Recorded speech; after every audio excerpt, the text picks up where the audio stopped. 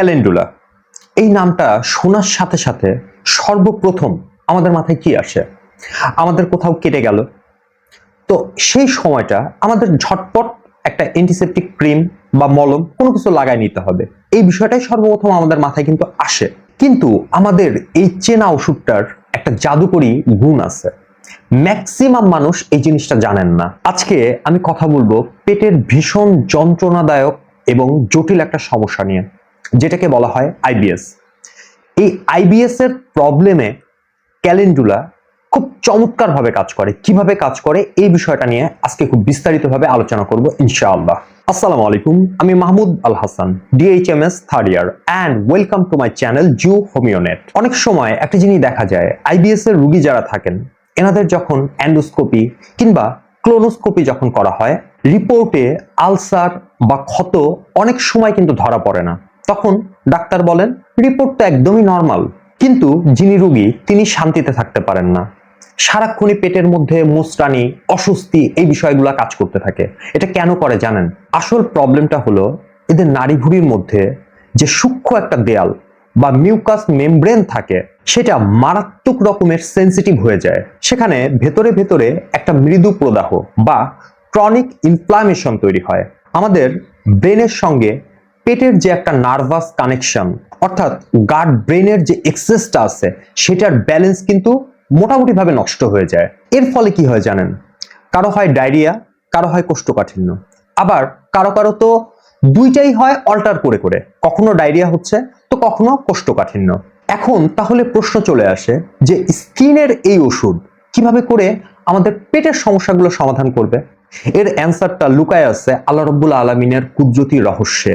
Calendula ফুলের মধ্যে এমন কিছু চমৎকার অ্যান্টি ইনফ্ল্যামেটরি ও হিলিং উপাদান আছে যা পেটের মধ্যে যায় মূলত তিনটা বড় বড় কাজ করে। নাম্বার 1, এটা নাড়িভুঁড়ির ভিতরে দুর্বল, ড্যামেজ এবং লিকেজ হওয়া যে কোষগুলো আছে এই কোষগুলোকে দ্রুত সারায় তোলে। এছাড়া আমাদের অন্ত্রের যে দেয়ালগুলো আছে এই দেয়ালগুলোকে এই ক্যালেন্ডুলা কিন্তু মজবুত করে। নাম্বার 2, এটা ওই যে দীর্ঘদিনের লুকানো যে জ্বালাপোড়া, যে প্রদাহগুলো আছে, এই প্রদাহ এবং জ্বালাপোড়াকে একদম শান্ত করে দেয়। নাম্বার 3, যেটা সবথেকে বড় একটা ম্যাজিক, সেটা হলো এই ক্যালেন্ডুলার মধ্যে পেশিকে শান্ত করার অনেক বড় একটা ক্ষমতা আছে। আইবিএস হলে যে এই যে পেট মোচড়ায়, পেটের মধ্যে কামড়ায়, গ্যাস জমে একটা মানুষের পেট যে ফুলে থাকে, ক্যালেন্ডুলা এই ক্র্যাম্পিং খুব দ্রুত কমায় নিয়ে আসে। একই সঙ্গে সঙ্গে এই ক্যালেন্ডুলা কিন্তু একটা মানুষের পেটের মধ্যে যে ক্ষতিকর যে ব্যাকটেরিয়াগুলো থাকে এই ব্যাকটেরিয়াগুলো ধ্বংস করতে খুব বেশি পরিমাণে হেল্প করে। এখন অনেকের মনে কিন্তু একটা প্রশ্ন আসতে পারে যে এই ক্যালেন্ডুলা তো বাহ্যিক ব্যবহারের জন্য, মানে ধরেন আপনার শরীরে, আমাদের স্কিনে ব্যবহার করার ওষুধ, তাহলে এটা কি আসলে খাওয়া যায়? এখানেই আসল টুইস্ট। ক্যালেন্ডুলা খাওয়া যায়।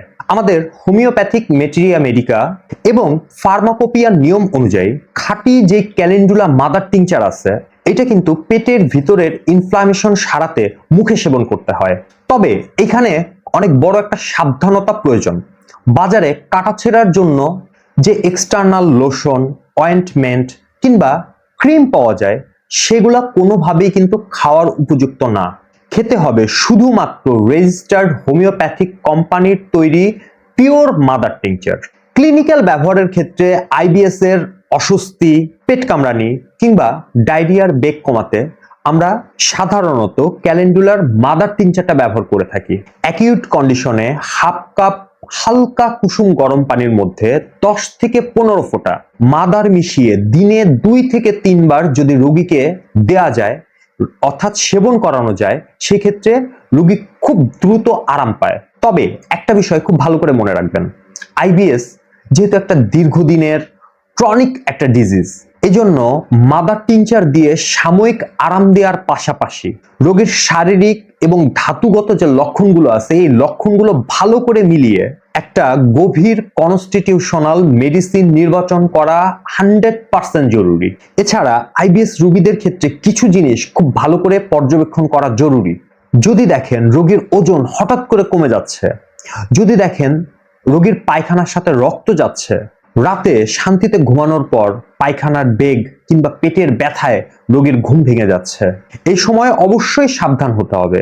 এই সময় বুঝতে হবে এটা সাধারণ আইবিএস নাও হতে পারে, এটা আইবিডি অথবা অন্য কোনো যে কোনো জটিল রোগ হইতে পারে।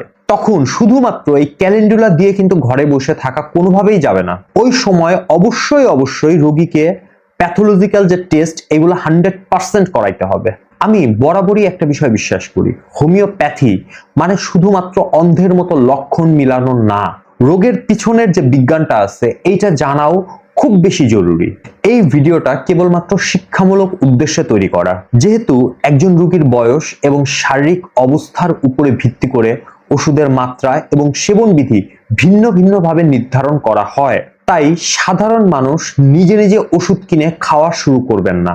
যে কোনো সমস্যায় অবশ্যই একজন রেজিস্টার্ড হোমিওপ্যাথিক ডাক্তারের পরামর্শ নিন। আজকের আলোচনাটা কেমন লাগলো সেটা আপনারা কমেন্টে জানাতে পারেন।